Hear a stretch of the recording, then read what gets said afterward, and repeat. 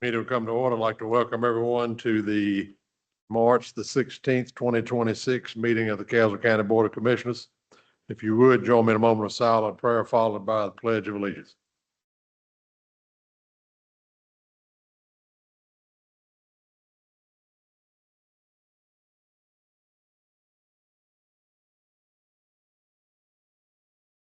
Amen.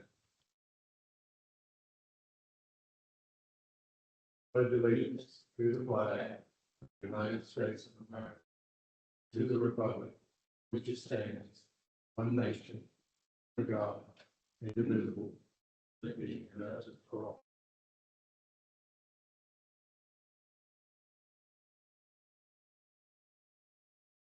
Public comments. Yes, we have one signed up tonight, Elin Clackett.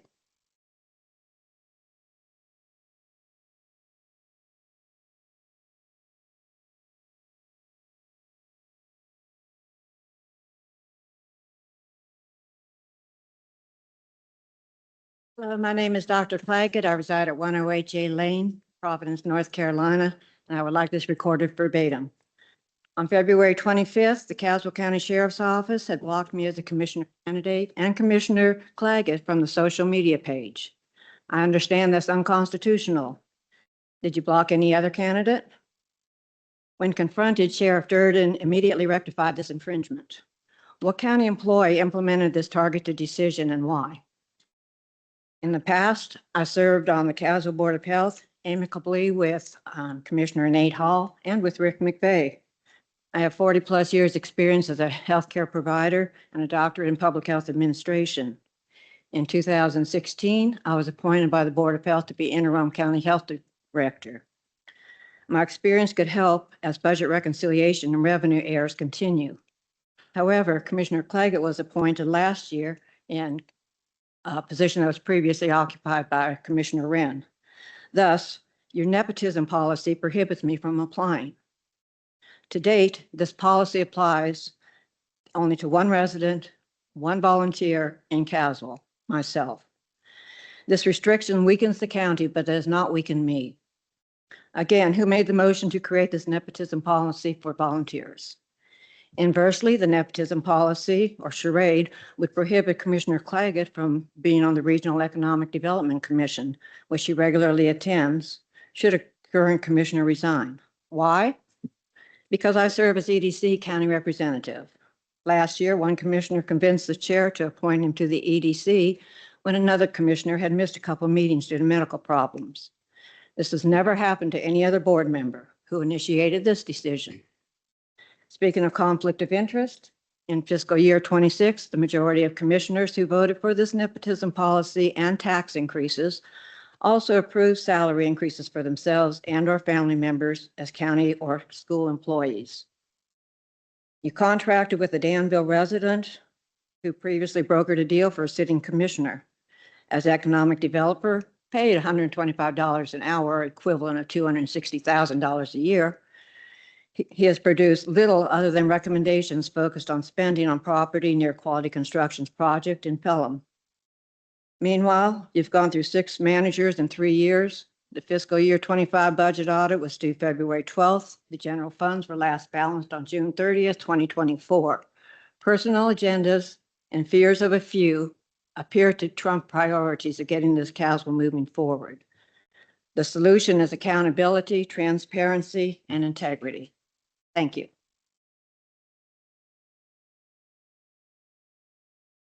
Is that the only one? Yes. All right, thank you. Recognitions, I'll start with you, Commissioner Holt. Mr. Totten.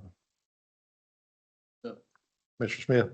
Yes, I'd just like to thank staff and the NCACC for taking their Saturday and preparing the budget numbers for the upcoming fiscal year. We came out pretty good in some numbers we didn't. We've got flat revenues and increasing expenses, so we've got our work cut out for us.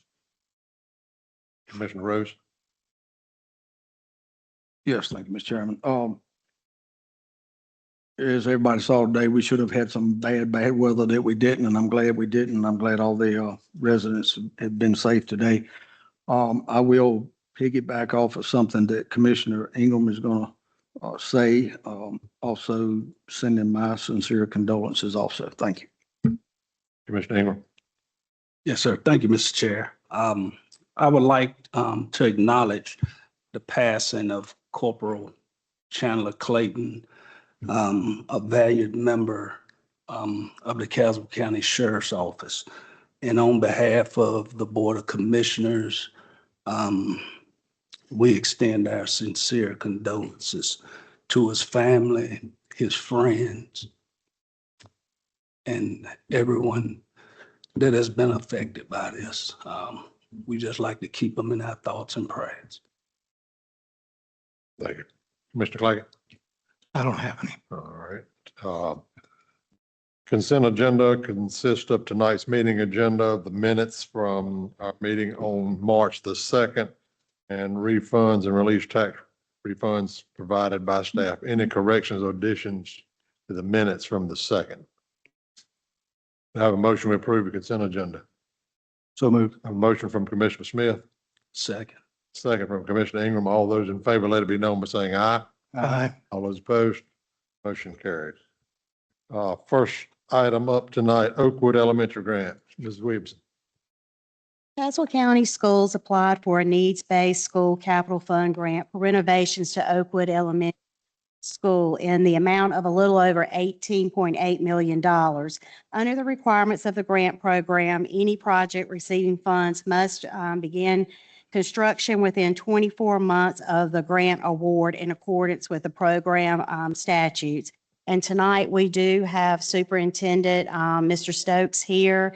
If you all have any questions that you would like to ask about the grant for Oakwood Elementary, or for any updates on the spreadsheet that you were given about the capital improvements for FY26.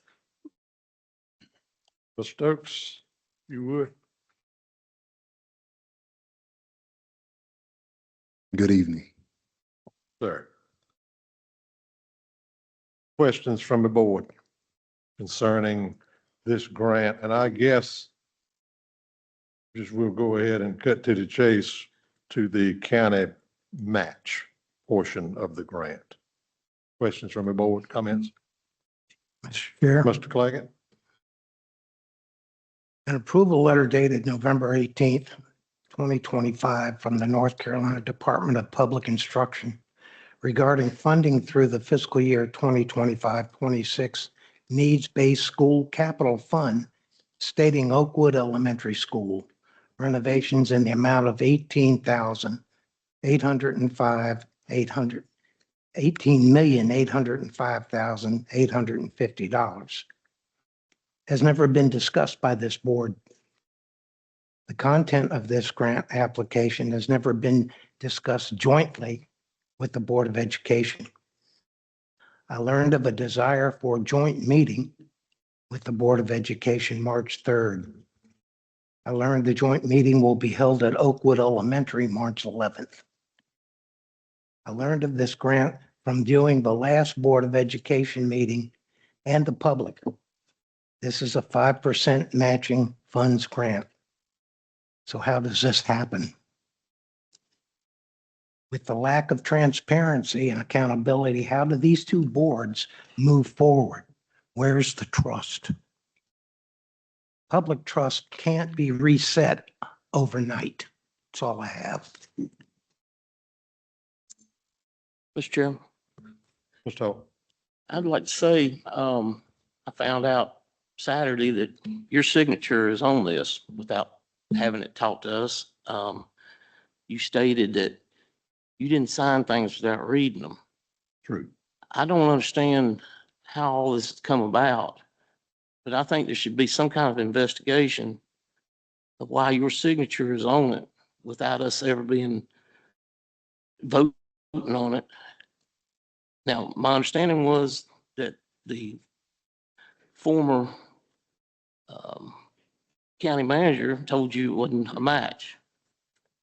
Now, whether or not someone told him it wasn't a match from the school, I don't know, but I would, if there's something that's not right here, it's either somebody's lying or it's total incompetence. And I'd like to get to the bottom of it before we move forward with any of this. Mr. Chairman. Go ahead, Mr. Rose. Mr. Stokes, thank you for being here tonight. Couple things that I do have issue with. On that grant, I went back and looked at it. When you click the applicable part on it, it actually takes you to the match requirement page when you do that. And when it takes you to that match requirement page, it's got up there, Caswell County 0. So what I'm trying to figure out is if it's 0 as far as the county's responsibility, how are we coming up with a 5% match? Second question I would have is, in that case that there's a 5% match, it comes up to like $989,800. So what would that 5% match be? What is it going to be used for? Since the 18.1 million is for construction cost. That's all I have right now at this point, Mr. Chairman. Mr. Stokes, I'll let you respond, please. All right. Thank you, Mr. Rose, for a very detailed question. So you are correct in regards that the Caswell County, for the needs-based grant, there's a 0% match. It has been our practice the past 3 years that we have submitted a 5% match. If you would walk me through time. Since the 2022-23 grant application cycle, Caswell County Schools has consistently applied for the needs-based grant to support facility improvements and infrastructure, particularly with Oakwood Elementary as its focus. Each application had a 5% local match on the application. I'm not sure that this board was aware that in the 23-24 grant application cycle, there was a 5% match, which totaled $383,800. For the 24-25, there was a grant match that stated $538,135 for a grant application totaling 10.7 million approximately. And the one we're discussing today for the 19,795,650 with a 5% match equaling $989,800. So I followed the same process we've been following with the match, because being new and in the interim, that's what we've done. Now, I have learned today that I've learned since the question came up that the reason that match had been put in place in the past was most time the matches helped you get the grant. Now, it hadn't come to realization until this year, because the past 2 years we have not received the grant. And so there are some available funds through school lottery that will allow us to do that match without the county commissioners seeking additional funding. Now, it is also my understanding that we can discuss with the state concerns about the match and it be revisited. That would be something that both boards, county manager and myself, will have to help facilitate that process. Right. I do remember one of the grants that Dr. Barker brought before us on a needs-based grant, and there was a match, but he actually came before the board and, explained to us what the grant he was applying for, how much the match was for. And then the board voted as to allow Dr. Barker to proceed or not to proceed. Well, I'll be honest with you. When I found out about it, I read on the front page of the Caswell Messenger. That's when I found out about it. When I found out about the grant part. Well, later on is when I found out about the 5%. But like I said, I had no clue. And like I said, I think the taxpayers, need to be aware that we didn't have any idea about this until it's gotten to this point. Who actually applied? Did you actually apply for the grant, or did somebody else? So it was a team. It was myself, part of my team, my COO, operations officer, my Alan Petit, our maintenance director, and we also partnered with Brady to help us write the grant. Okay. So what would that $989,800 be used for in this grant? So it is matching funds. So when there's a drawdown of the funds to pay out to the, I would say the name provider. It could be Brady to pay on the grant. Whatever that fee was, we'll be responsible for 5% of it.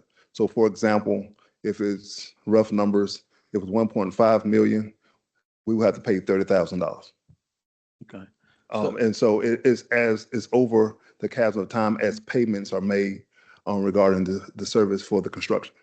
All right, so It's not, oh, I'm sorry, I didn't mean to cut you No, off. go ahead. It's not one lump sum at one point in time. It is as there's a drawdown and fees are paid as services are rendered. Okay, so the 18.1 million, that's for construction costs, correct? The total project is 19.9 million. And that's for See, construction cost. Yes, sir. The Okay, total, so can any of that money for that construction cost be utilized for anything within inside of that building, such as furniture? so it cannot be used for temporary classroom space. It cannot be used for furniture. Well, they call it PF&E. PF&E cannot be included. It cannot be used to purchase temporary classroom space. Those are very specific to the needs-based grant. Okay, but what about the 5% match? The 5% match is whenever what's paid down, we pay the 5% of whatever's paid. So the total grant, the total cost of the project is approximately $19.9 million. 18.8 is the needs-based grant, and the additional 989,900, which is the 5% match, is what's needed locally. That's all that mature. Mr. Chairman, Yes, sir. Ms. Stokes, you referred to the lottery funds that maybe could apply towards this $990,000. Yes, sir. Is that money that needs to come through the county? It will require this board's approval to do so Okay. because the money is appropriated to the county. I think did we look into that, sir? And we determined that. We're not allowed to use the lottery funds. We would have to use the other funds. Remember, lottery funds, we cannot use Not to a do the, fund, yeah, but we have the other pot of money that we would be able to do that from. Okay, that being the case, if we have to go to the other pot of money, how much of that $990,000 is the school board prepared to put down? And how much you looking from us? I can't speak to what my school board is willing to put down. I can get that information, come back. However, with the public school building capital fund, in the ADM, there is approximately, I put it today, 900, I don't have my glasses on, excuse me, 957,000 and some change in there. Okay, so if you're looking for $990,000 from us for capital improvements, then you've got the upcoming budget. Do you have an idea as to how much this coming year's budget is going to be? We do. So let me just back up and first say thank you for last year's budget process as we sat around the table and looked at the needs of our school district. And this board was very gracious to set aside the capital reserve project. And so this project could qualify for some of the same things in which you use the 888. We call it the capital 888 to use. However, it wasn't in my desire that we would be asking for anything additional because we would have to say what we've been allotted will have to be used toward the capital needs grant over a period of time. So you're saying the 990,000 would be all you'd be asking in the upcoming budget for capital improvements? I can't speak to what my board would direct me to do, but we're along those lines. Yes, sir. Okay. Thank you. Mr. Chair. Yes, sir. Acoustics are terrible in here, but when they ask you who put this grant together, I didn't hear Mel Battle's name. It's right here on the signature for the grant. Yes, sir. Did I not hear it, or did you leave that out? No, I'm not quite sure that you asked who applied for the grant. My response stated that the team of people that helped put the grant together was Brady, my maintenance director, my chief operating officer, myself with some support of my CFO. We were the team that worked on the grant. The grant application requires two signatures, the signature of my board and the signature of this board, the board chairs. And so I presented and informed my board on September 8th that can we proceed with applying for the need-based grant? And I did state that was a 5% match. So I understand your question. Did Was Mr. Battle in the meetings in which we planned the grant? No, sir, he was not. But he's on the application as the signature. The application requires his signature, So yes, sir. he obviously had something to do with it. Absolutely. Because it requires the both board chairs of the county commissioner and the Board of Education to sign. And he would have known that there was a 5% grant match, excuse me. Yes, sir. Thank you. Any other questions? Mr. Todd? For clarification purposes, the concern is that we were not aware. And so if as a board, we were aware of it through full transparency, would the outcome be favorable to go ahead and get our approval for restricted school capital outlay? I mean, because the funds are there. So I just want to share that it seems like through conversation, we just weren't aware of certain things. But the funds are there, so I don't see a problem with it. Well, I know at the retreat that Jonna Sharp said that she had a contact at DPI. I don't know if we're too late in the game at this point, but would you like for me to reach out to her and ask her, can we look to see if there's anything that we could do with this match that could be adjusted? Because I do know that she said during the retreat that if we didn't spend the whole amount, we wouldn't have to allocate it all. But it sounds like that the project, though, is over close to 19.9 million. So it sounds like it's going to need the full amount. But I'm not sure, you know, like I said, if we're too far into this process now for there to be any change. But if we reached out to DPI and explained that we thought that it was a 5%, and with us being a tier 1 county, is there any adjustments that we could possibly do there? It would, oh, I don't see a problem with you reaching out to them Okay. whatsoever. And I don't know what their response will be, but. Right. it would, Go ahead, go ahead. it wouldn't take the whole amount. Is that correct?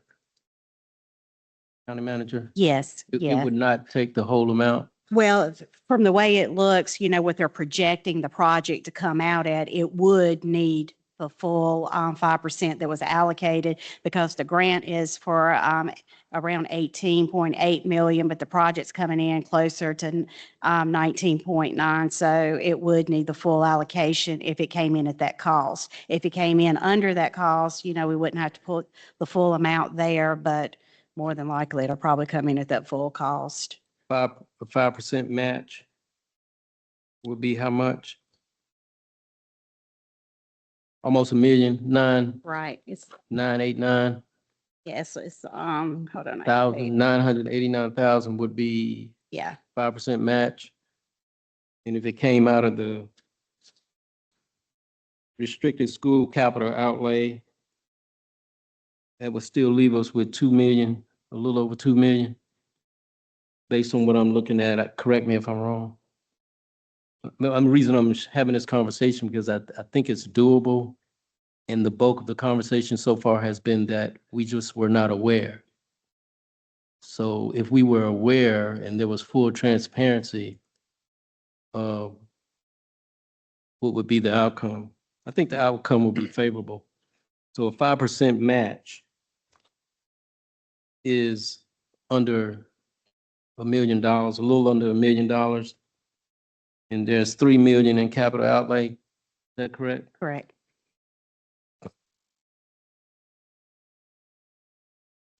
Yes, sir, Mr. Chair, and this is probably would just be a statement. We all know that our schools in the system, you know, the buildings are having a lot of problems. And I'm all for education and I'm all for helping education. But the thing that really didn't sit well with me is first and foremost, I actually was able to observe it through the Caswell Messenger first. And next, we actually had a joint meeting. And it was actually brought up about the 18 million, and I was just happy for the school system. But at no time during the course of that meeting was it told that this board had to match 5%. So as of right now, it's really not sitting well with me from that perspective. And like I said, that's a communication problem, that we had. And at the end, $19 million is no doubt that is it's a great asset to have.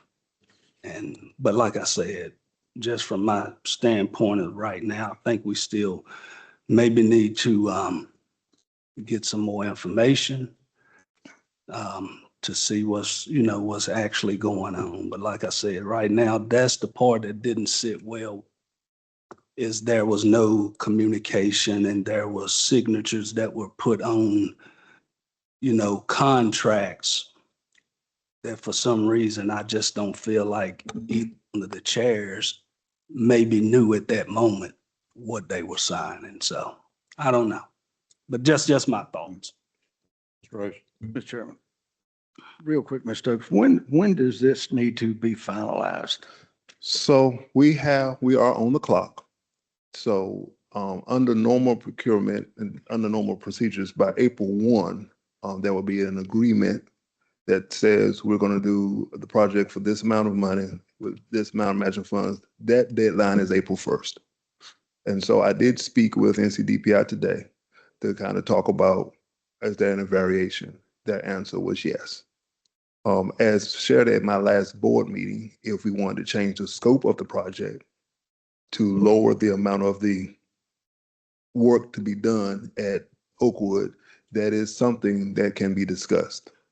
However, we have a certain amount of time to start the project from the award of the grant, which will require it to move much quicker because we have like a 3-year window to be complete. Understood? Right. And so we are anxiously ready to have some further discussion because I see and understand what everyone is saying in those points. It is not anyone's intention to put a cloud over the strong relationship that these two boards began last school year for budgetary season. And so, I haven't been on the job a year. And so sometimes you don't know what you don't know. And communication has been a challenge, I felt, throughout time and just trying to get information out. But I'm definitely amenable to whatever my board and this board acts of the county manager to help us get there. But I know the transition with the previous manager makes things a little more difficult because there were some conversations with that individual. And so that's all I would say regarding that. My understanding when I had reached out to get the application signed, I gave the packet to my administrative support, Ms. Kimmery, and said, we need to get Mr. Bowden and Mr. Yarborough to sign the application. And what I gave her was the complete application packet. And now it wasn't right there with you when they put the John Hadcan on, and it wasn't discussion because we were trying to play catch up. We were trying to play catch people because I recall calling Mr. Yarborough and say, hey, Mr. Yarborough, we need you to sign the application for a needs-based grant. If I need to, can I come by and sit on your front porch with it? He says, because it was bicycle pulling time at the time and he was real busy. And so therefore he came by to sign. And so I'm just trying to help clear up whatever needs to be cleared up for the sake of the students at Oakwood Elementary. So I guess my question is, before both chairmen signed, did both chairmen have to sign before you actually applied for it, or? No, they had to sign for us to submit it. To submit it? The submission, Okay. The signature, we could not apply without the signatures. But you had to take it before the school board to get authorization to even apply, correct? So it was signed on the 24th of September, And I informed my board on September 8th that we were ready to proceed with the needs-based grant and need to get signatures. But they were aware that it was a 5% match also, correct? Our minutes reflect that I stated there was a 5%, there was a And 5% and it was match. a unanimous vote, correct? If my memory serves me correctly, it was unanimous vote. Yes, sir. Okay, and it's not I guess my thing is somebody knew that we had not been told about it.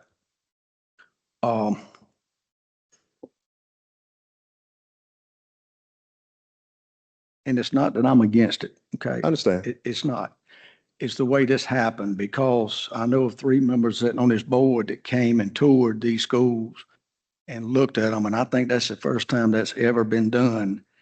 And then I feel like from just my perspective, we got blindsided by this.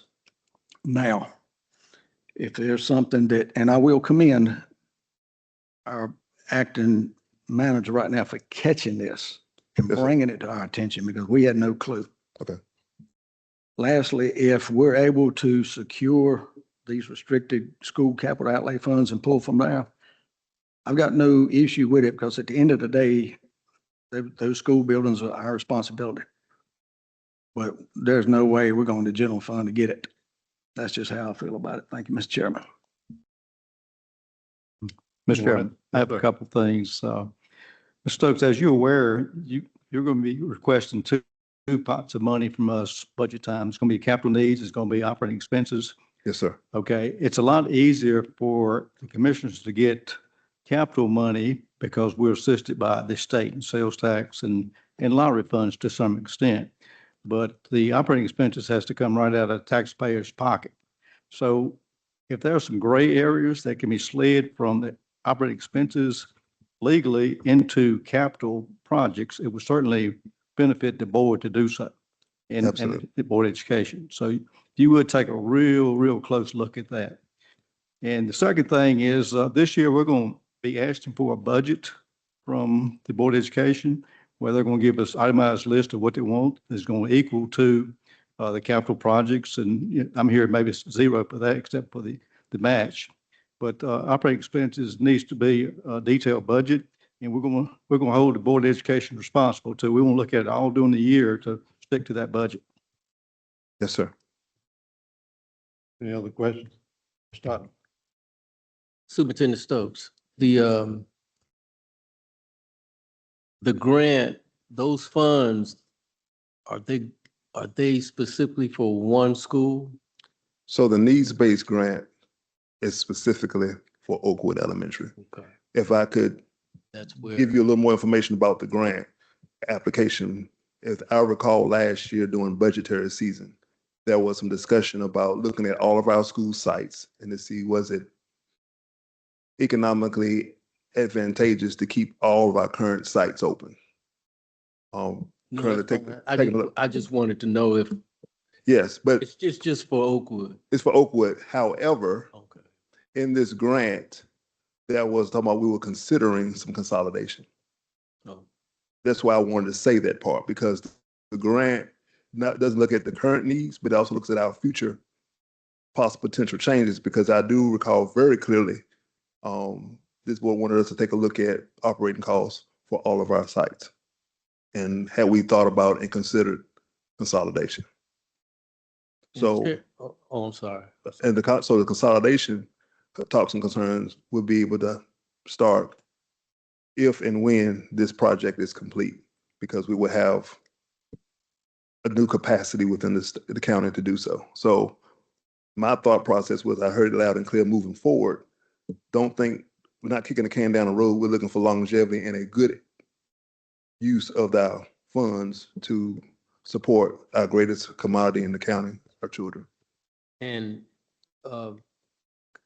Commissioner Rose, I think, did you visit Oakwood? Somebody else, Commissioner Ingram and Tony, Commissioner Smith. And at our meeting, our joint meeting on March the 30th, that's where we're going to hold the joint meeting. So you'll have opportunity to take a tour, and then we'll hold the meeting at Oakwood. Thank you. Thank you. Any other questions? My turn. Mr. Stokes, there's a saying out in the country, you don't put a cart before the horse. My opinion, that's exactly what you and the school board did. You should have came to this board and said, we want to apply for this need-based grants, but we want to put in a county match. We think we will have a better chance of being approved. But y'all didn't do that. And I've been told by board members that they didn't know anything about a match. Well, it says plainly in your minutes of September the 8th that you told them that it would require matching funds from the Board of Commissioners. So I commend you for telling them that. But I fault the board for not coming before this board and asking us about it before it was applied. I think that's bad business, bad business. Now, you call me after this. I can't remember the date, but it was after this. Yes, Had a sir. missed call. I talked to you again on the 24th.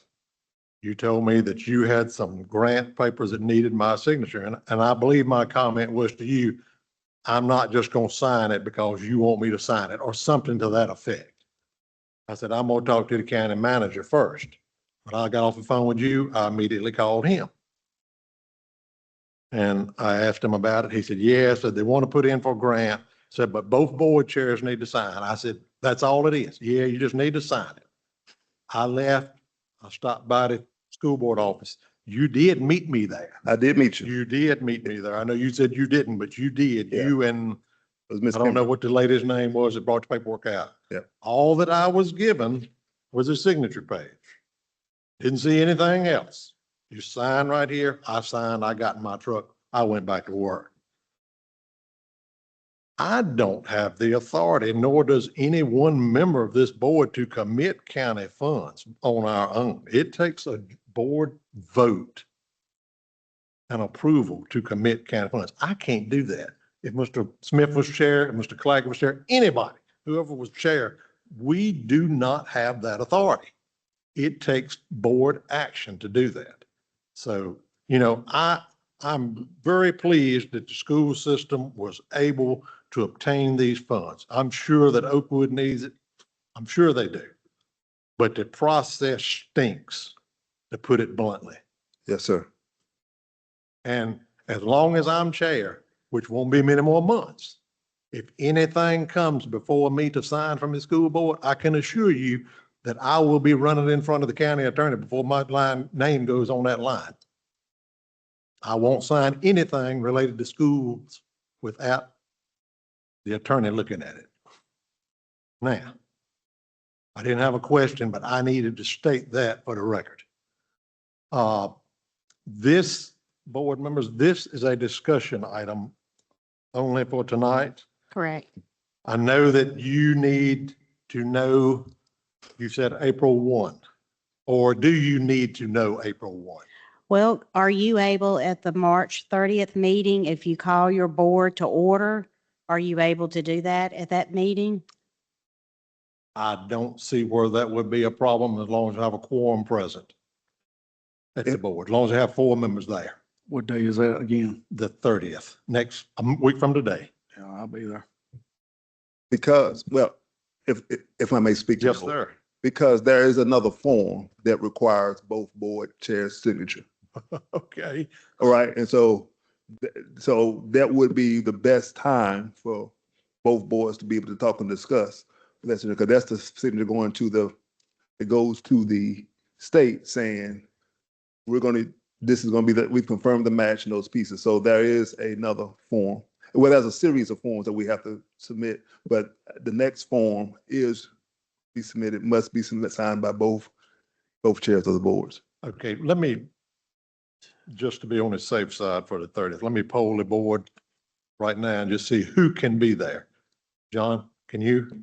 Ingram, Wait. Rose, I've got to March 30th. March It's March 30th, 30th. next Monday. You Next can be there? No, next Monday, 23rd. Yeah, it'd be 2 weeks. 2 weeks from today. I'm sorry. It's 3 weeks between regular board meetings this time. 2 weeks from today. I'm Yeah, sorry. I can be there. What time? What time? 6, I think. 5 or 6. So 5 o'clock is the meet to do the tour, and then the meeting begins at 6. Okay. 5 o'clock. Finch, can you be there?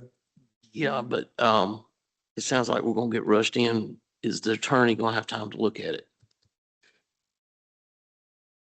whatever pages need to be signed, you get them to the attorney ASAP. Or if you send them to me, I can get Yes, them to or to the Russell. manager and she'll forward them. So every form that has been needed to be signed, the packet was sent to both me and the county manager.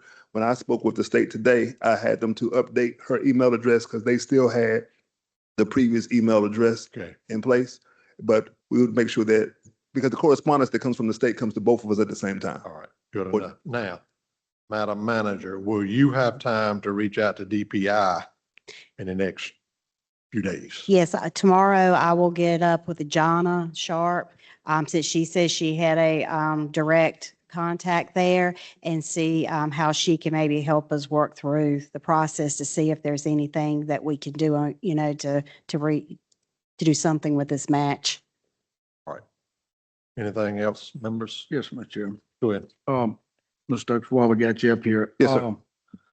I've been going over this spreadsheet on the 888 that we put into contingency. When do you suspect that all these completed invoices are going to be turned in? Because there's a lot on here that says completed, but there's, no invoice yet. Yes, sir. So a lot of those, I don't know if your form is in yellow or is in color or It's not. in yellow. The yellow ones, the work is complete. We're waiting on the final invoice. We definitely hope to get them by the end of this month, because if you noticed, most of those approval dates were done in February by our board. So the work has been completed. I'm very thankful to the expeditious manner in which a lot of our projects are being completed, so that we can ensure that all projects are completed and closed out by June 30th. Okay. Now, some of this stuff I see on here, you've got, and specifically going to East Wing 2, you got over here in status, it says new, and then you go down to East Yes. Wing new and East Wing again, new. Those were changes from what was communicated to you at the joint board meeting. So at the joint board meeting back in January, you received a spreadsheet of the projects. Correct. In the correspondence I sent to the manager, I wanted you to see where changes had occurred, because I did not want you to think one thing, because with looking at different spreadsheets, one can say, well, I thought we were doing this. When did we change to do that? Because there were some opportunities for us to stretch the dollars further to make more spaces livable and usable. All right. So basically, these completed that are in yellow says needed invoice. So basically what you're telling me is Just wait on the final bill from the vendor, from who? The vendor? from the people who did the work. Apparently they don't need no money because there's Absolutely. some pretty large sums of money on here Yes, sir. that are outstanding. I'd like to see them get turned in as soon as we can so we can get those paid. And if it pleases the board and your manager, as soon as we get an update, we'll send the reimbursement to you and keep you informed regarding that. That's all I have, Mr. Chairman. But I thought you asked me, well, all of them going to be completed by the 30th? Did you ask me that? No, I did. I'm sorry. I asked, when they were going, the invoices that were completed, it just says completed needs invoice. So I just wondered when these were going to be turned in so we could get it paid, because basically the way I'm looking at it is, I understand you're saying the work's done, but we're the one paying the bill. I don't want somebody to come up and say, hey, Caswell County ain't paying the bill, and the bill's sitting over there and it needs to be turned into us so we can pay it. Correct. My staff is ready every day, because I am after them about had the invoice come in so we can send it over. Thank you.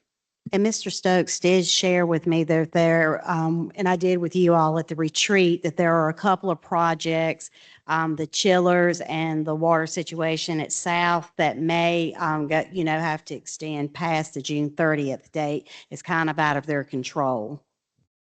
And you can elaborate on that if you like. So, I'm an educator. You say it's a chiller. I don't know what all that means. I just know it's big and it's important. And so therefore, my understanding that the chillers are being constructed, and getting chillers put in is quite a task. Taking the old chiller out, new chiller in, as well as the water treatment upgrades at South Elementary. Sometimes you have to turn the water off to the building to do that work. And so it's hard to do some of that work while kids are in the building. And so the only ones that I know of is South and the chiller that may go past June 30th. Okay. One thing, Madam Manager, Do you see an issue with this fund of us being able to pull this money from that?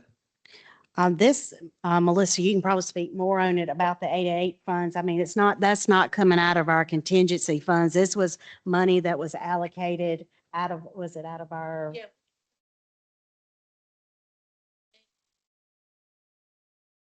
But day of the week you draw it down, we'll receive it within 3 days.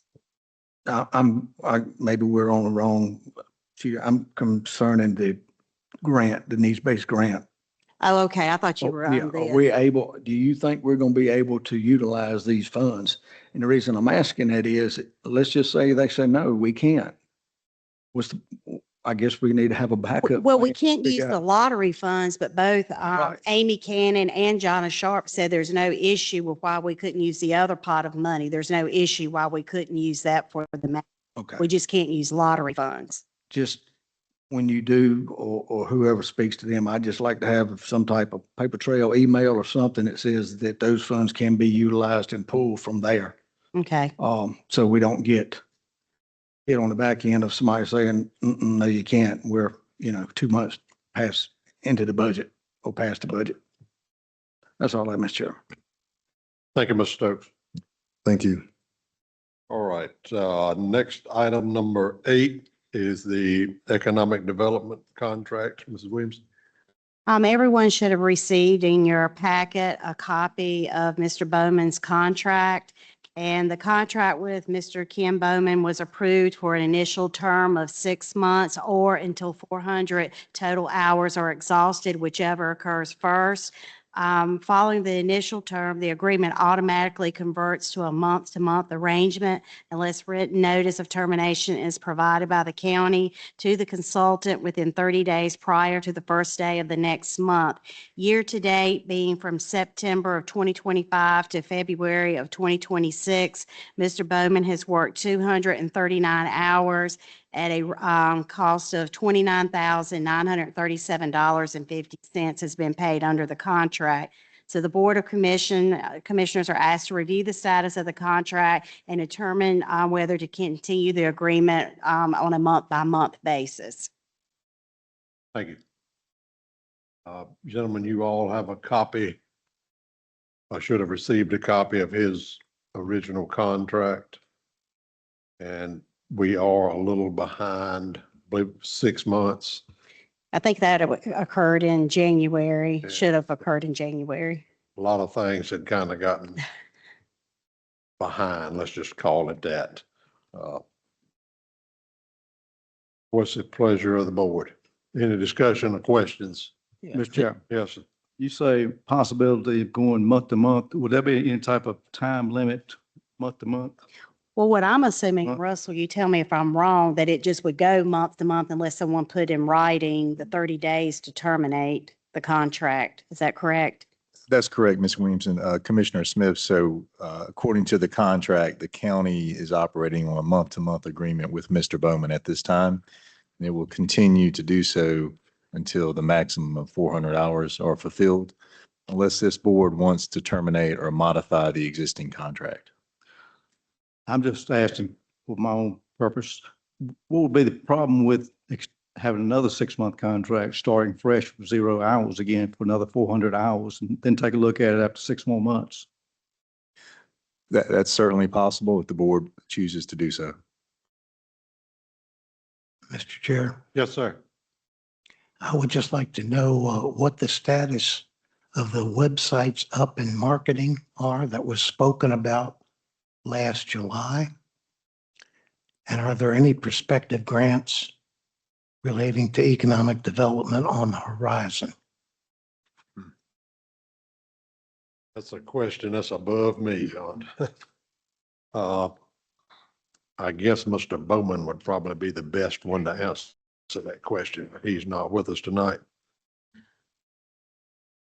But as far as his contract to make it to June 30th, I think if you did not want to zero out and leave it as current, I think he would be fine probably with his hours because he's only at 239. And then before the new fiscal year starts, I would assume that you maybe would want to restart that, his hours.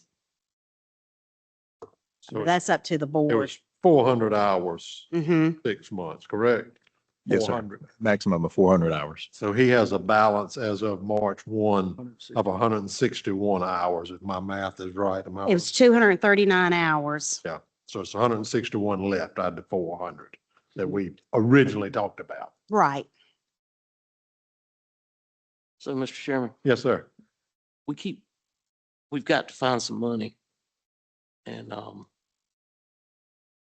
I know there's I'm gonna say 75,000 from the land sale that certain people have been trying their best to spend it.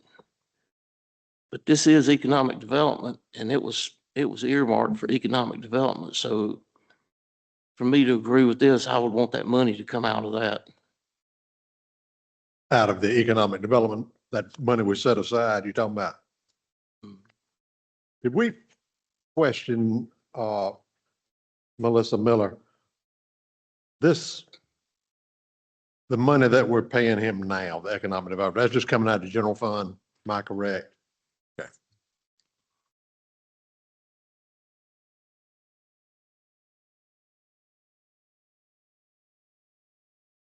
Somebody do the math. What's 161 hours at, what's the rate? 125. 125. 161 times 125, 2125, 2125, $21,025, 20,125. 20,120 would be the max to get to the 400 hours if we was going that route. Did we already put aside that amount for those 400 hours? I thought we did. Yeah, I was thinking that his money was coming out of the economic development budget allowance, was it not? Yeah, Yeah. So, but it's been Still out of approved. the economic, But it's still, it's under that line. Yeah. yeah, it's still on that line item. Yep. And did we appropriate for 400 hours? I just know that you all put in your agreement 400 hours at a rate of $125 Yeah.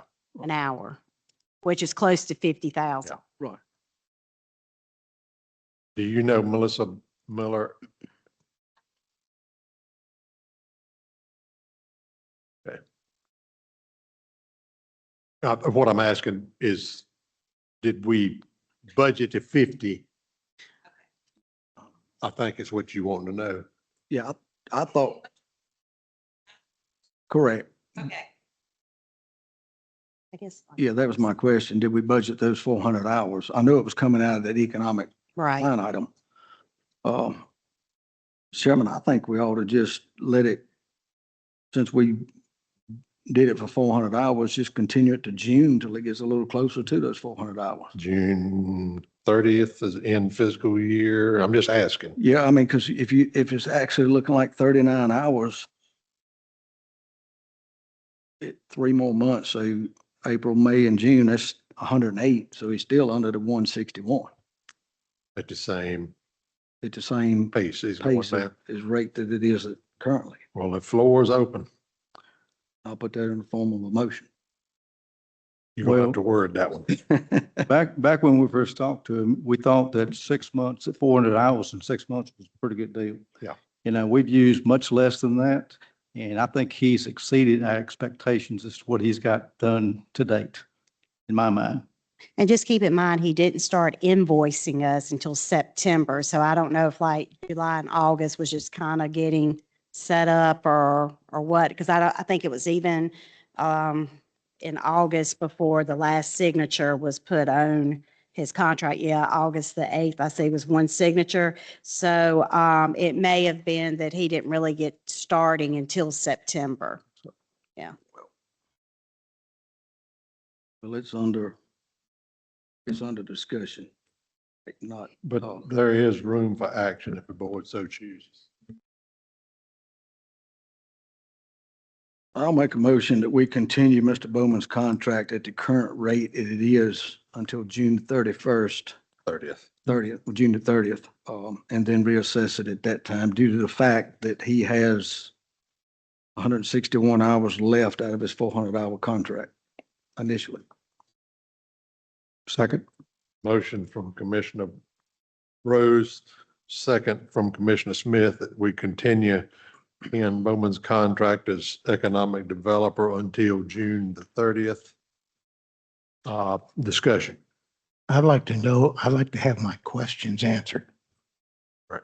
That was the website and. Yeah, what's the status of the websites up and marketing?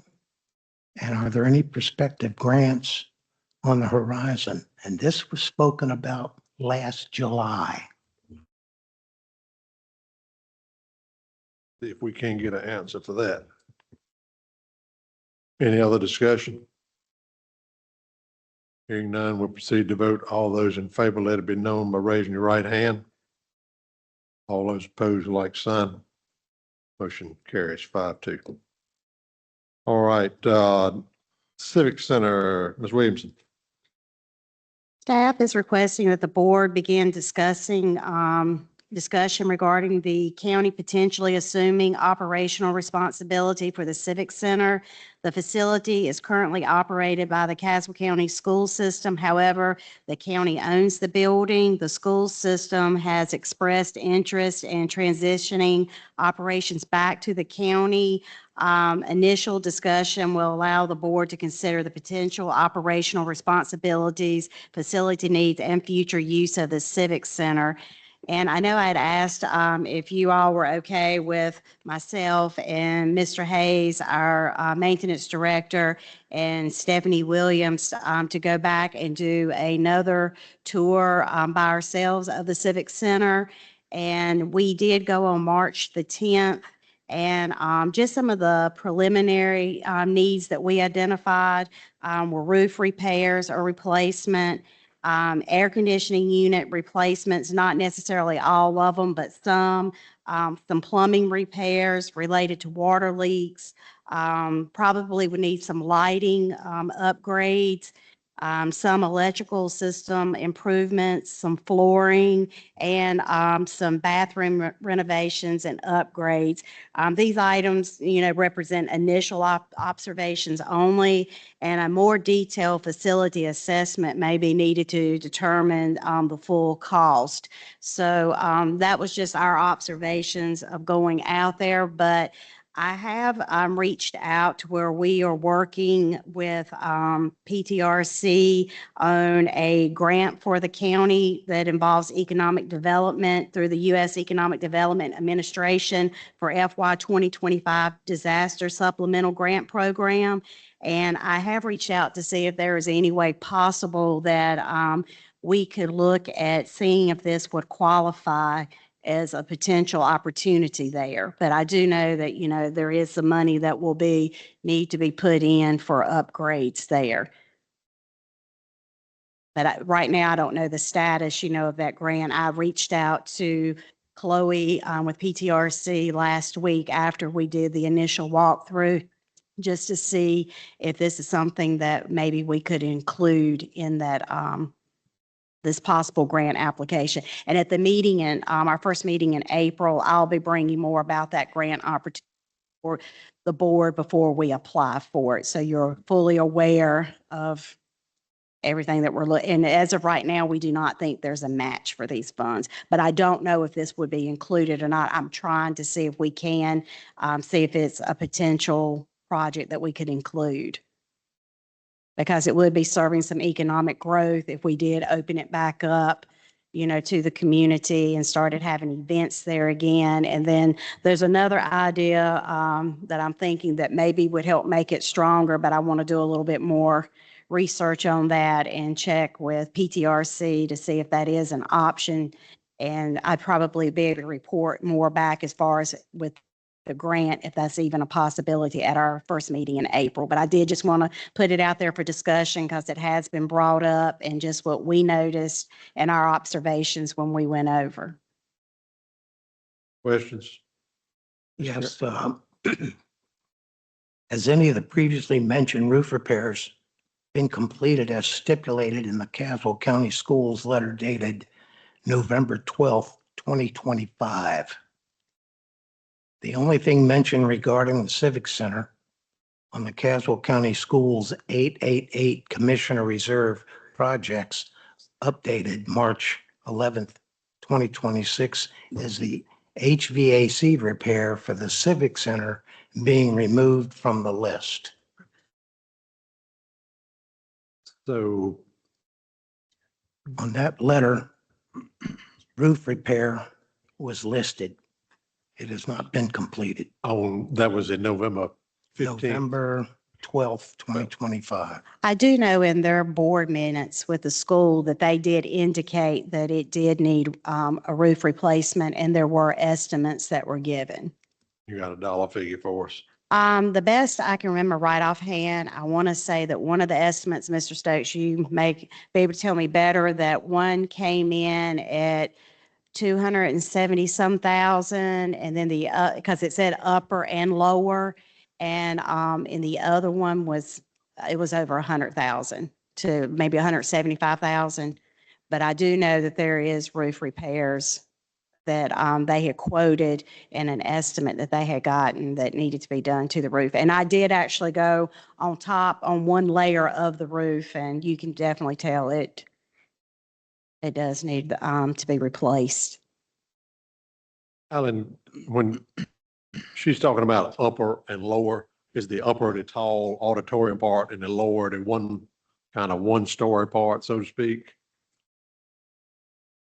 Yes, that's correct. So the large auditorium part, this at the Civic Center, actually has the roll type membrane on it. I'm not sure the age of it. We're thinking 10 to 15 years maybe. The lower roof had a silicone type membrane put in over top of it, and I really don't know the age of that one. We're looking probably 15 years, maybe also on that. We've had the company that originally put the silicone roofs on come back and evaluate it, and they've tried to fix and repair in some places. We've even done an infrared study on all of our flat roofs this year to figure out where the moisture leaks are and what insulation has been penetrated through the roofs. And we've completed that report also as well. However, with the school system, I know we looked at the report before and now, but we're kind of looking at where the kids in classrooms and stuff are right now and trying to get everybody's opinion on what needs to be done when and where though. But we do have estimates on a lot of this stuff because we've evaluated all of our roofs this year since we agreed with the 888. Do you have any estimates on any of the other items that the manager mentioned, some of the plumbing issues or? No, sir. I think we were just looking at HVAC and roof. Do you have the HVAC estimates? Yes, we do. Can you forward all of that to the manager if you don't mind? Yes, sir. We can forward all the estimates and everything that we have. All right. Mr. Chairman. Yes. Also, Melissa, if you can, I guess, direct maintenance, see if they can get somebody to give some estimates on some of this other stuff we're seeing. But you also may want to check on those estimates they got. A whole lot of times, if you hadn't done something within a 90-day period of time, that estimate's going to be null and void. So I just want to make sure whatever we're seeing as far as the total amount of what issues is that are there, just make sure we got a good number, but before we even look at any further on it. Mm-hmm. Alan, what would you say is a normal warranty on a commercial roof like that? Number of years? From what I've dealing in construction, you're looking at a different thickness on the membranes of what's applied, whether it's TPO, the rubber type, butane torch type roof is what's been applied for the upper level. The lower level has a little bit of the alligator in that you see before the silicone was applied over top of it. I'm not sure if we're talking about original roof there could have been. And then they come back and have put several coats of silicone on it over the years.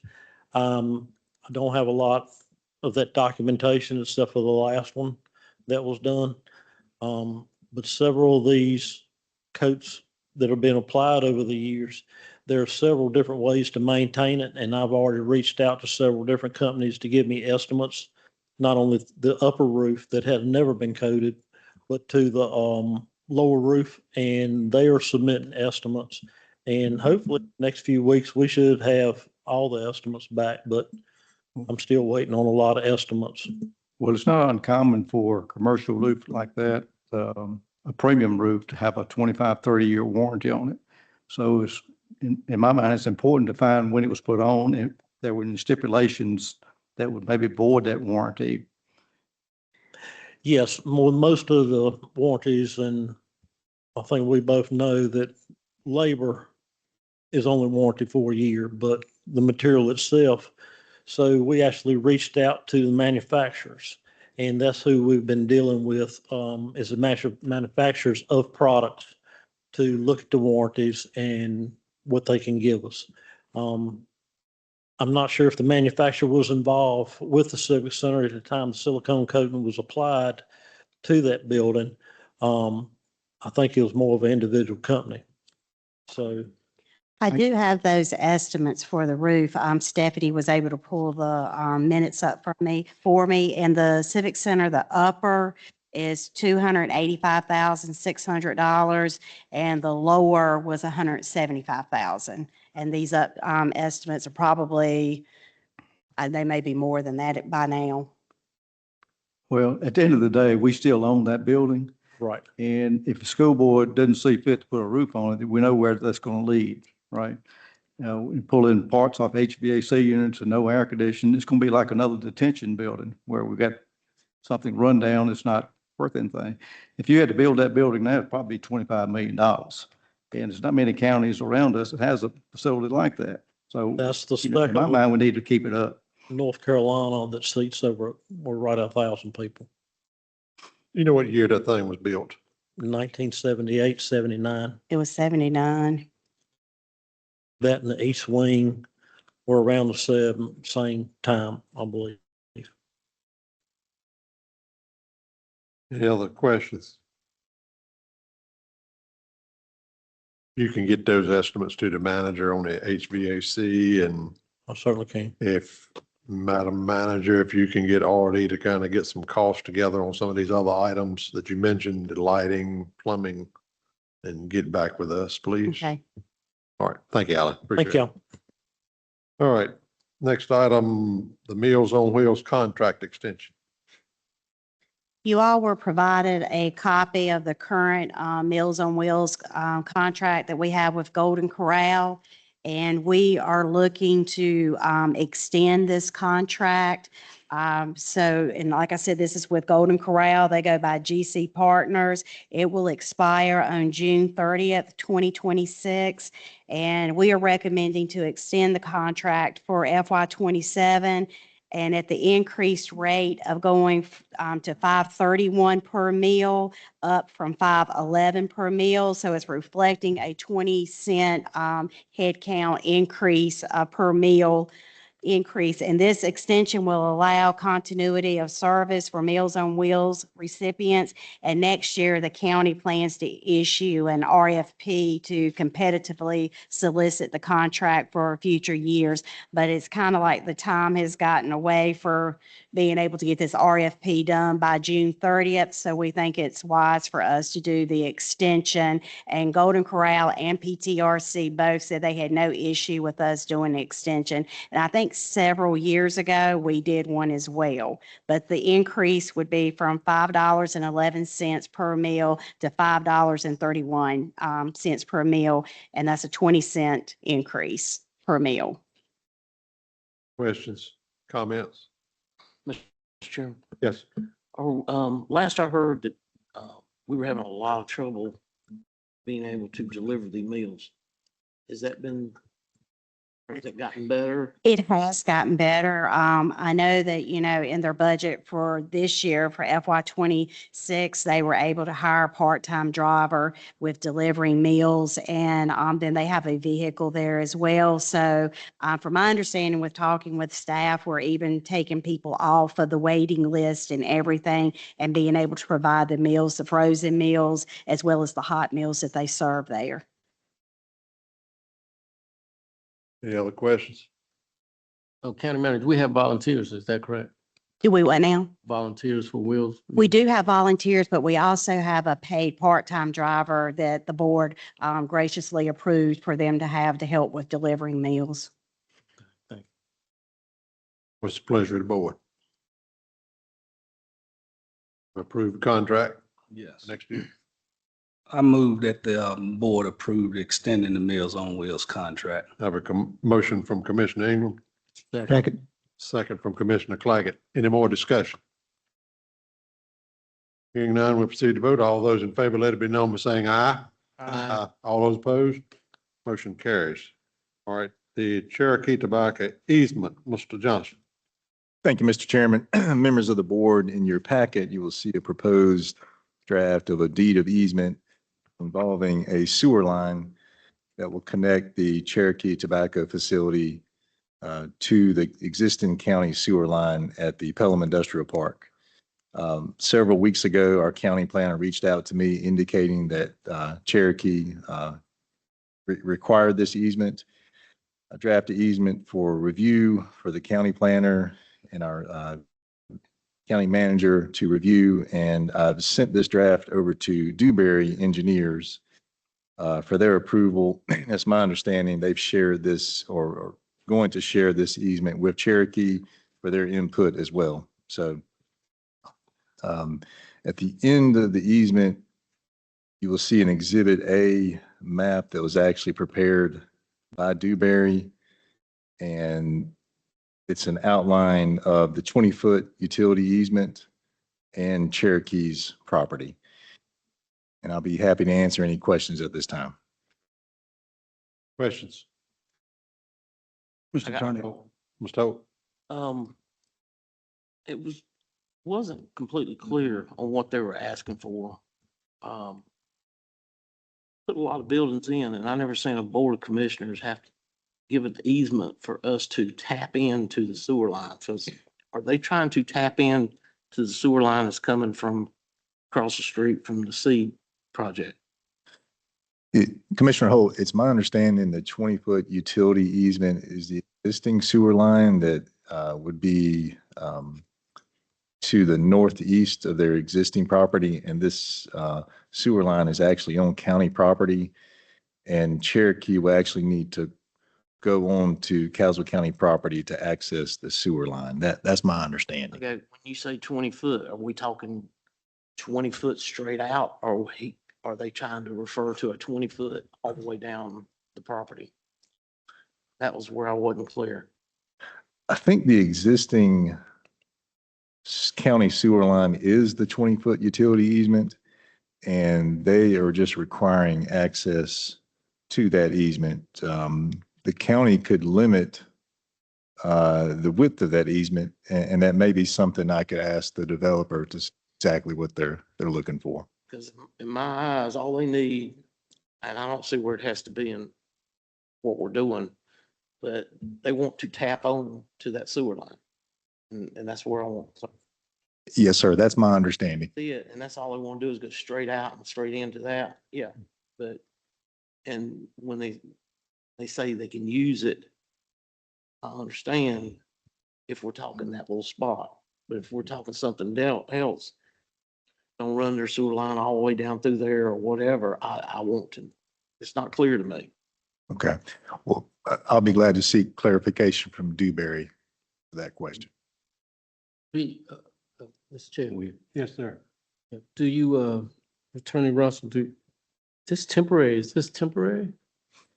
This would actually be a permanent easement, Commissioner Totten, which would allow Cherokee to permanently connect to the sewer line, and then also in the future to replace or repair this sewer line if need be. Yeah, I thought I read something about temporary. Yes. Okay, thank you. Russell, there's a pump station on the backside of that lot of the industrial park. And there are a series of manholes that were designed to tap into. So I think what the developer is doing is just actually going into one of the manholes. And then they're sticking that line right in that manhole and wrapping around it. And it was designed for the developers to add on to. Okay. And thank you, Commissioner Smith. And I know this item is listed under discussion item for tonight, and I would like to hear back from Cherokee as to their input on the easement before I would advise the board to hold off on approving this easement until we hear back from Cherokee. One question I've got, Mr. Attorney, just looking at this thing, I know it's a straight line from the Cherokee building to, I guess, the existing sewer line. Am I looking at that correctly? Yes, sir. Is this the sketch, Commissioner Yarborough? It's the A1, sheet A1, the sketch. Yes, sir. Tapping into. Okay, but my question is, if we give them an easement directly across county property like that, is that going to affect our ability to sell that property? Well, potentially, Mr. Chairman. Yes, sir. That would be looked at on a title examination as an encroachment. Yes, sir. That's the only drawback that I see. What would, I would like to see if it could, and I'm doing a lot of assuming and guessing, that the dashed line on the lower portion is probably the highway. If that thing could be ran up the highway and tied in,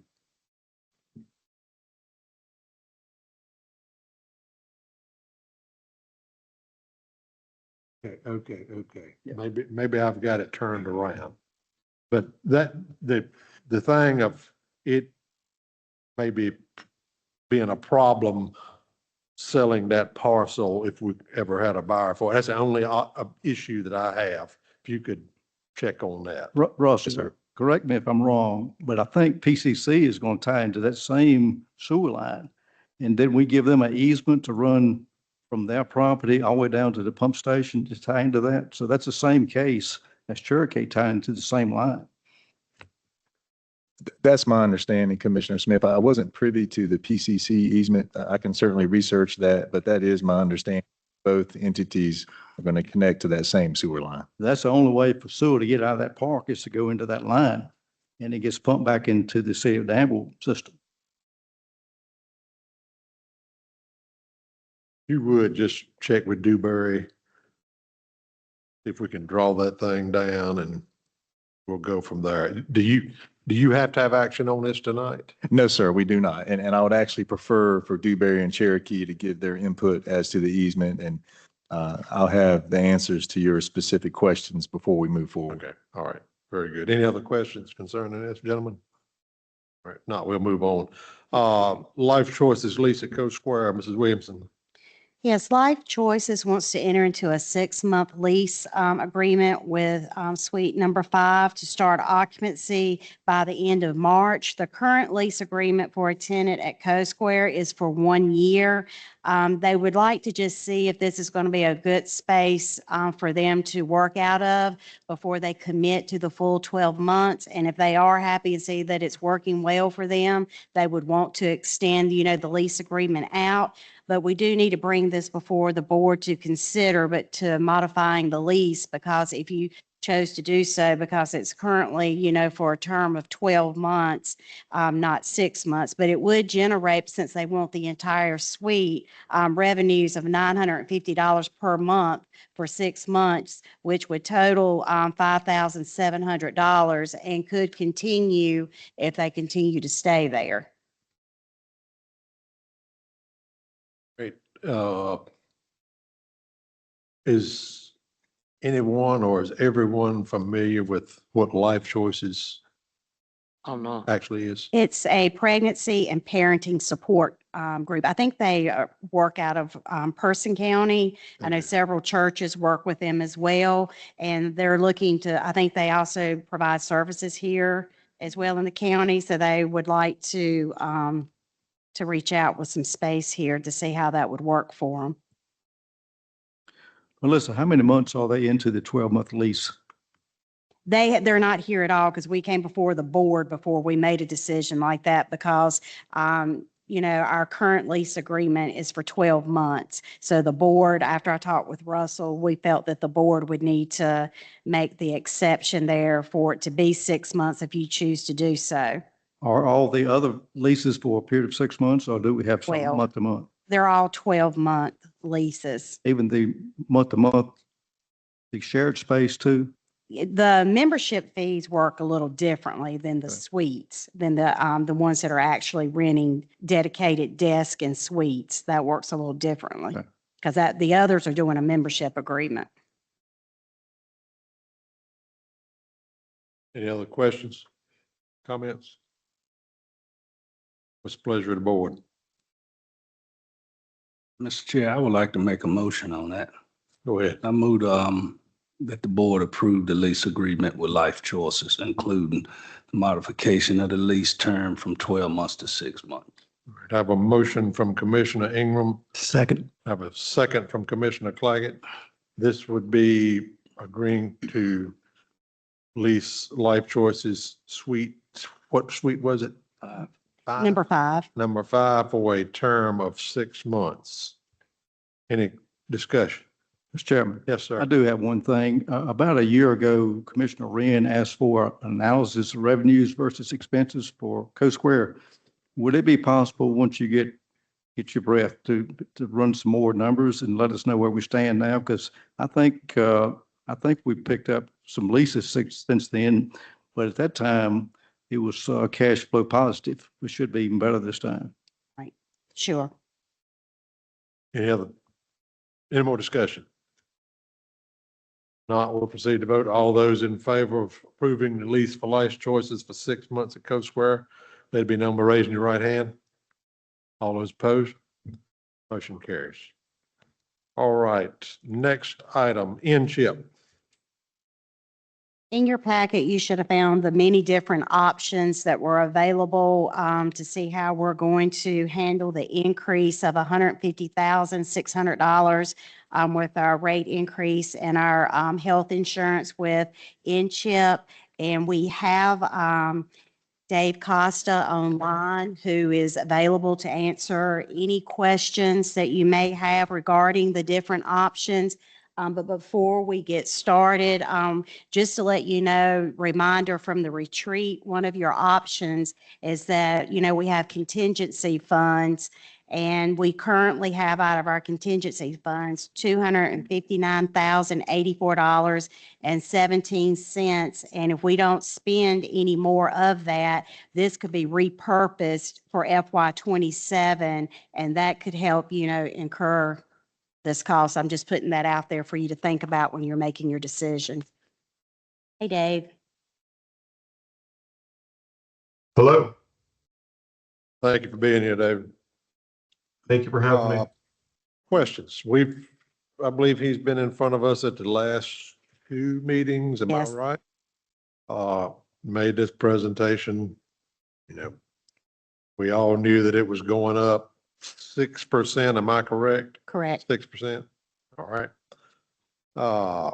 Now, we have to make a decision tonight on how much the county is going to pick up of the employees' health insurance. This won't go into effect until July 1, if Correct. I'm thinking correctly. But we have to make a decision tonight. Yes. It's just the way it works. Questions, comments, suggestions? I know somebody's got something. Mr. Chairman? Yes, sir. Melissa, is this a taxable fringe benefit or non-taxable? Before tax or after tax to the employee? Pre-tax. It's pre-taxed. Okay.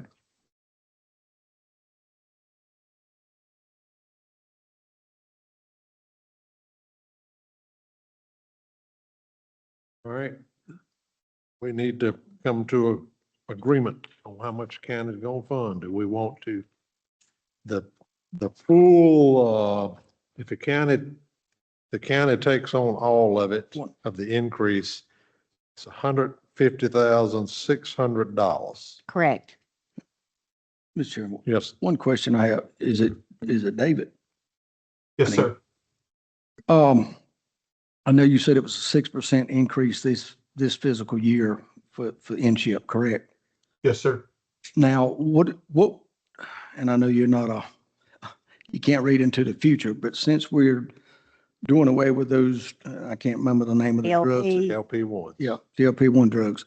Do you foresee that that's going to cause our cost next year to drop dramatically since we're doing away with those? So traditionally, NCHIP has only had a policy of never passing off more than a 6% increase. This year was the exception. We made the choice that it was 6% if you wanted to not cover those GLP-1 weight loss drugs anymore. But for most entities, the increase would have called for 10 to 12% if we did choose to cover those. That was an adjustment because when these drugs came on the scene a couple of years ago, no one ever knew how popular they would be, how expensive they would be. So the idea is that we will still be able to have our caps of 6% in the future. And that's the goal we're trying to stick to. Again, this year was somewhat of an adjustment to handle what has been a very large market anomaly with those GLP-1 drugs. But again, future costs, we're trying to keep our promise and cap everything at 6. Thank you. Mr. Chairman, Yes, sir. what's the state's policy on this? If I'm not mistaken, they're not covering it and. That's correct. They, effective April 1st of 2024, so almost 2 years ago now, the state dropped that out of their plan. Same idea, was blowing up their budget. So all state health plans, so your teachers and those folks, that they do not have access to these drugs.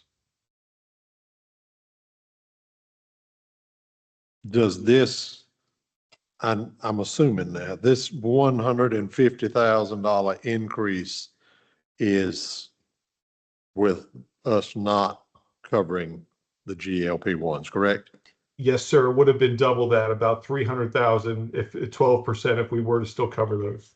Okay, thank you. And diabetics will still have the opportunity. This is just solely for weight loss. Any other comments or questions? What's the board's pleasure?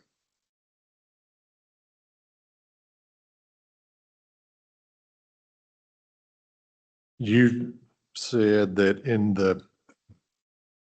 Madam Manager, you said that in the contingency fund, we budgeted how much total contingency? That 280? was, yeah, it was $280,223 is what we put in contingency. And so far, we've spent $21,139. So right now, we have $259,084.17, which can be repurposed for FY27. And even if you used, $150,600 to incur that cost, even if we don't spend any more of the contingency funds, if we did repurpose this, it would still leave us like $108,484.17 for contingency issues for next year. And we didn't even get near that so far this fiscal year. Okay, thank you. Mr. Chairman, Yes, sir. I make a motion that we have the county pay the $150,600, the full amount of the increase for employees, and that we consider that amount when we determine the COLA increases during budgetary reviews. Do I have a second? A second. A second from Commissioner Ingram. One question, Ms. Smith, on your motion. Do you propose that money, which I reckon if we don't use it, it'll roll back into the general fund? Am I right, Ms. Miller? Okay, just disregard my question.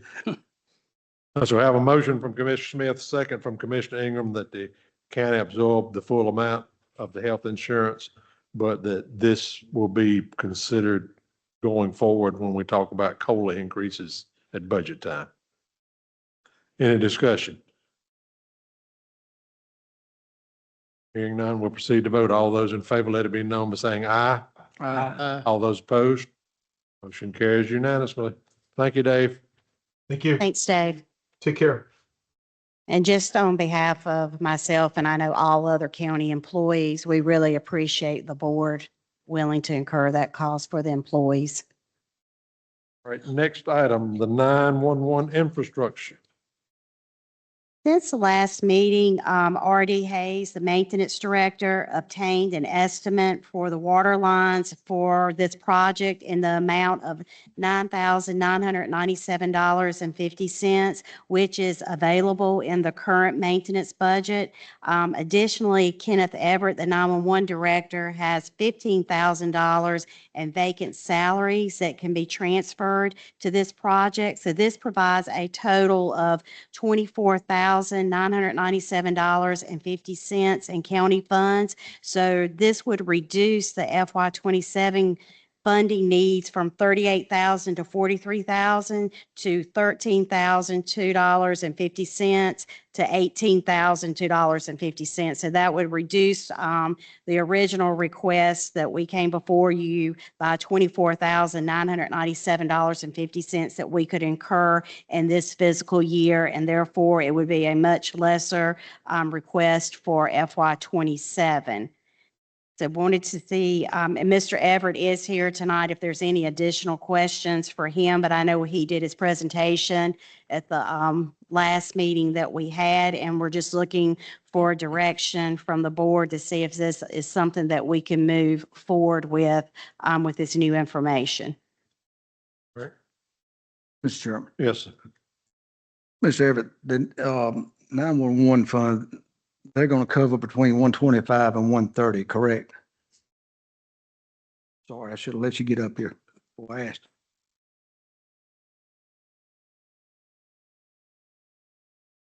I'm gonna try. Yes, sir, that's correct. They'll cover about 125 to 130. We had that amount set because it's just budgetary to when we can get that order in.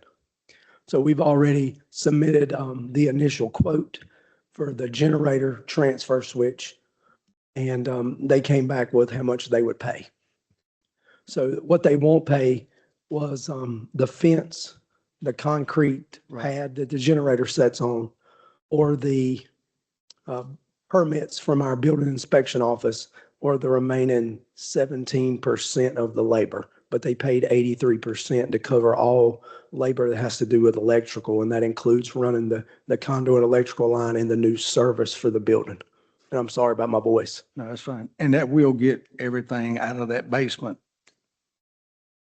That is correct. Everything will be removed after this. That includes the power and water. Everything will be taken care of, and the transfer will be a exterior transfer switch on the building with our generator sitting outside. That'll now be on a 550-gallon diesel fuel tank. And so that'll give us 4 days. We're required to have only 1 day or one 24-hour period of runtime, but this will put us about 4 days. And that's going to cut all of the power within that. There will be no power in that basement at all. There will be nothing. The whole new service and panel box will be exterior ran into our current panel boxes on the inside of the server room. Thank you. Any more questions? Mr. Everett, Yes. do you know if there have been any funds budgeted for asbestos surveys for that detention building? No, sir, I don't think so. Last time I spoke with RD, that was just last week. He had brought that up for discussion, but there has been none done. The only thing he went in 2 years ago in his budget review for demolishing that building was, I think DH Griffin come out. They did a 360 walk around, looked at the building, done a drone overboard to kind of get some overhead shots and a few other things and give a rough estimate for that. Well, that building's just a dinosaur now, so it's totally standing there by itself. So at some point in time, it's got to go. But as I understand it, from talking environmental health, we start with an asbestos survey. Can't do anything until we get that to know where it's at and what needs to be done. And, I would say that you maybe look at that when you prepare your budget. Mr. Smith, that jail, we are actually looking at it. I'll be bringing that at our meeting in April, but in that same grant opportunity that I was speaking of for the Civic Center, that is one of the things that we're looking at now is putting into this grant to see if we can get funding to take care of the old jail, but I'll be able to provide a better update at our meeting in April. Okay. Good. Mr. Chairman. Yes, sir. This is actually an accident waiting to happen, in my opinion. I'm gonna move that the board approve forward and with the 911 infrastructure project, authorize the use of $9,997.50 from maintenance budget, $15,000 from vacant 911 salaries, reducing the FY 27 funding needed to $13,002.50, $18,002.50. I have a motion from Commissioner Rose. Have a second? Second. Second from Commissioner Claggett. Discussion. Gentlemen, Mr. Everett and myself did go in the basement and check this out one day last week, Thursday, I believe Thursday, Friday, whatever day it was. This is something, we don't have an option on this one. We got to move this stuff out there. And I'm about like Mr. Smith, this building needs to go. It is not good for anything in the condition it is now. It is an eyesore, it's bad. I'll put it like that. Any other discussion? Can I just add one more Sir. thing? If we get a little bit closer to the end of the fiscal year with the manager's approval, depending on how things go, there may be a little bit more salary funds that are left to cover that additional county funds. I got it as close as I could right now, but we're still in March and we got a long ways to go to the end of June, and the weather's the way it's been for staff. And I was a little scared I left some reserve there. Okay, all right. Any other discussion? If not, proceed to vote. All those in favor of approving the 911 infrastructure project, let it be known by raising your right hand. All those opposed? Motion carries. Thank you, Mr. Everett. Thank you, commissioners. All right, the modified budget calendar. The modified budget calendar outlines key dates and deadlines for the FY 26-27 budget process. Adjustments have been made to reflect updated timelines. Approval of the calendar will ensure all departments and boards are aligned on the budget schedule for FY 26-27. At the retreat, you were provided a copy of the budget calendar and you set your times for it. So as we said at the retreat, we would go back and put the times in. So you would have the correct copy tonight to make your decision on if you want to approve the modified calendar for 2027. All right, thank you, Ms. Williamson. Gentlemen, we went over this on Saturday afternoon. Tried to get some times that worked for everybody. You have it before you now. Do I have a motion? We approve this new budget calendar. So move. Motion from Commissioner Claggett, Second. second from Commissioner Totten. Any discussion? All those in favor, let it be known by saying aye. Aye. All those opposed, motion carries. All right, we are down to appointments and reappointments. And I'll ask the attorney this question. We have to take all these individually, each appointment individually. Am I correct? Individually, or since there's enough openings for the applicants, if a board member chooses to nominate both applicants, that would be acceptable as well. All right. Okay, the Senior Center Advisory Board, we have 10 vacancies and 2 applications. Jaleesa Harden and Caroline Markin. What's the pleasure of the board?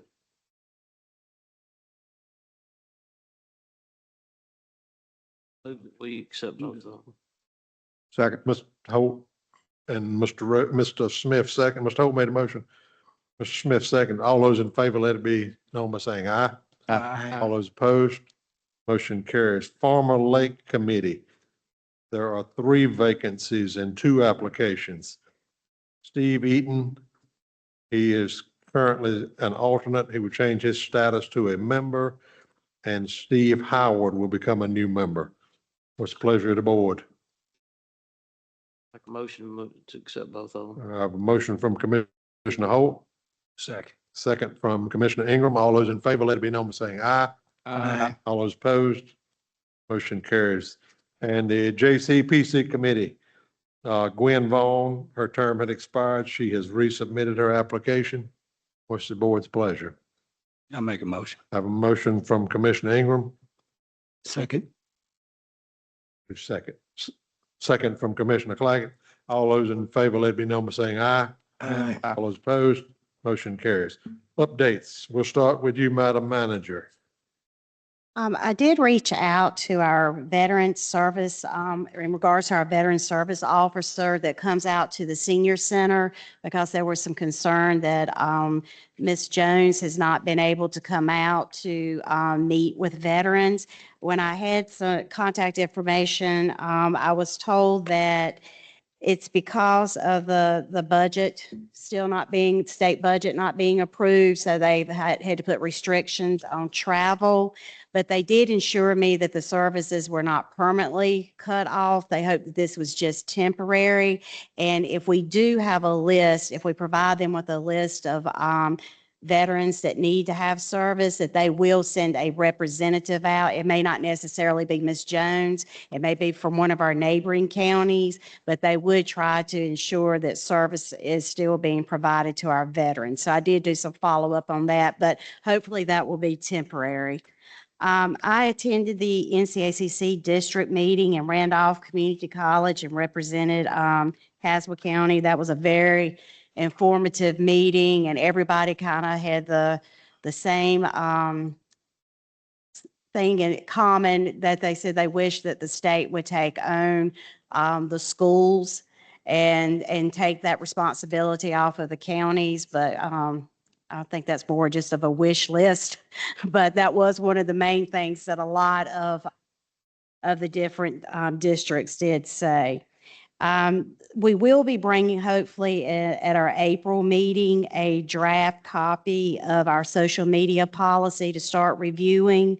And also the opioid committee has been working very hard, and we're still got a lot of work ahead of us, but we do plan to have our a big community opioid event on April the 7th from 11 a.m. to 4 p.m. And it's called Hope and Healing in Caswell County.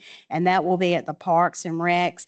And we're trying to offer a lot of different things there. We're going to have food trucks. We're going to have, actually have some raffles.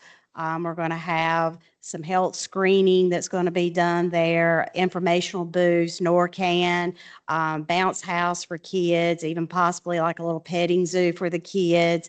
I think the DARE program is also going to be there. We've got a lot lined up, and I know John Yarbrough was able to get us life care as well. So they will be there with the helicopter to have on site, and also it will be a shred day event that's there too. But we will have flyers coming out soon to share with everyone, and we're going to send those through the school system as well. And we picked this week because the students will be out for spring break, and thought this would be a good opportunity to give them something to do and to get educated in the county. That's all I have.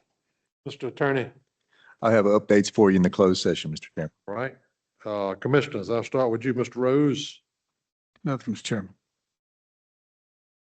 Mr. Ingram, Nothing, sir. Mr. Claggett, Nothing. Mr. Smith. I do have one thing. I'm going to ask for another thing to be added to Melissa and Keith's to-do list. You know, during last few meetings, we've talked about Gilbert Mills and what all, that we own the building and so forth. I've never seen a rent roll as to how much revenues we got coming in and who pays it, which services are, you know, the county. I know IT and emergency management and maintenance have offices. But it'd be nice to know how much rent we've got coming in from those that do pay to the county and what compared to their expenses for that building. Okay. Just a to-do when you get a chance. Mr. Totten, Nothing. Mr. Holt. One thing about been over 2 years ago. It's when Brian Miller was manager. Board voted to do away with several or some committees. I can't remember how many or exactly which ones. No, most of, or a lot of the departments that deal directly with the public, Health Department has Board of Health. Social Services has Social Services Board. The county planner deals with the planning board. All these boards are designed to give those particular departments some direction. I would I would like to see the rec board kind of put back in place. I don't know what the name of it was, if it was Parks and Rec Board, Recreation Board.